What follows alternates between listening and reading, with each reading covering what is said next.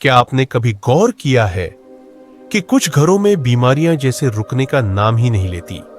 एक ठीक होता है, दूसरा बीमार पड़ जाता है, फिर तीसरा डॉक्टर बदलते हैं, दवाइयां बदलती है, लेकिन घर में बीमारी का चक्र टूटता नहीं।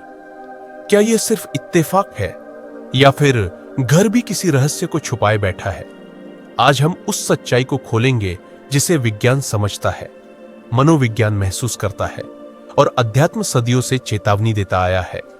हर घर सिर्फ ईंट और सीमेंट नहीं होता। विज्ञान कहता है हर घर एक माइक्रो वातावरण होता है, जहां धूप कम आती है, जहां हवा रुक जाती है, जहां दीवारों में सीलन और नमी रहती है।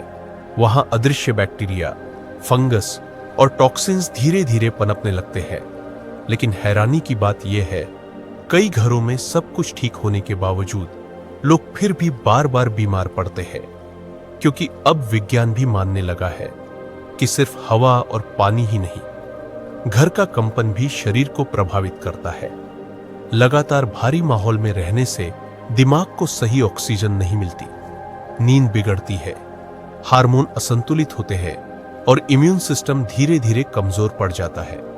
शरीर अचानक बीमार नहीं होता, वह पहले संतुलन खोता है। अब जरा मन की तरफ देखिए। जब किसी घर में बार बार कहा जाता है कि इस घर में तो सब बीमार रहते हैं, तो यह बात धीरे धीरे अवचेतन मन में बैठ जाती है।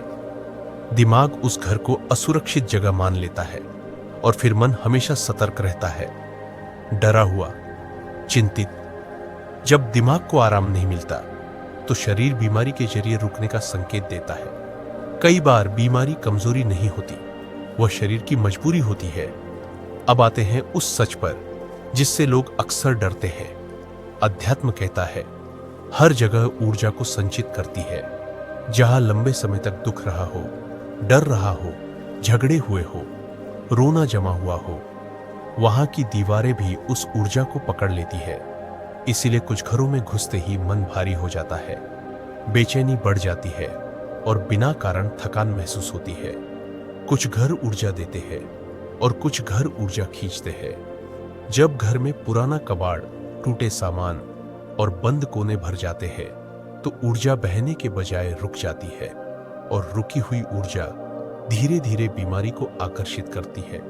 अब समझिए तीनों का संबंध। विज्ञान शरीर और वातावरण को देखता है, मनोविज्ञान सोच और डर को समझता है और अध्यात्म ऊर्जा और स्मृति की बात करता है। जब ये तीनों एक साथ बिगड़ते हैं, तब घर बीमारी का केंद्र बन जाता है। इसीलिए कई बार बाहर जाते ही तबीयत ठीक लगती है और घर आते ही फिर भारीपन। यह संयोग नहीं है, यह संकेत है।